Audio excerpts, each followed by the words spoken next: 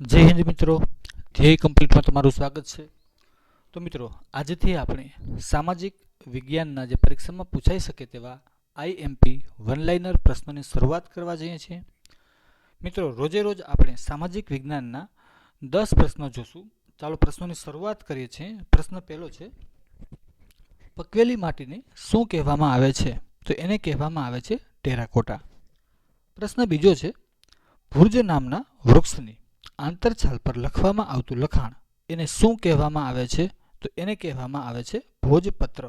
મિત્રો, આ ભુર્જ નામનું વૃક્ષ જે છે એ ક્યાં થાય છે? તો એ થાય છે હિમાલય પર્વત ઉપર।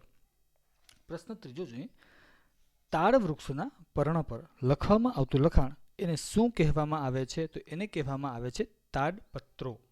પ્રશ્ન ચોથો જોઈએ, પથ્થરના લેખોને શું કહે છે? તો એને કહે છે અભિલેખો। પ્રશ્ન પાંચમો જોઈએ, તાડપત્રો અને ભોજપત્રો પરનું લખાણ મોટે ભાગે કઈ લિપિમાં હોય છે? તો એ હોય છે પાંડુલિપિમાં। પ્રશ્ન છઠ્ઠો જોઈએ, કઈ પદ્ધતિથી પુરાતાત્વિક અવશેષોનો ચોક્કસ સમયગાળો જાણી શકાય છે? તો એ પદ્ધતિનું નામ છે કાર્બન ડેટિંગ પદ્ધતિ। અને હા મિત્રો, એમાં જે કાર્બન વપરાય છે એમાં કાર્બન હોય છે કાર્બન 14। પ્રશ્ન સાતમો જોઈએ, ભટકતું જીવન જીવતા આદિમાનવની અવસ્થાને શું કહેવામાં આવતું? તો એને કહેવામાં આવતું હતું હન્ટર એન્ડ ગેધર। પ્રશ્ન આઠમો જોઈએ, ભીમબેટકાની ગુફા કયા રાજ્યમાં આવેલી છે? તો એ આવેલી છે મધ્યપ્રદેશમાં।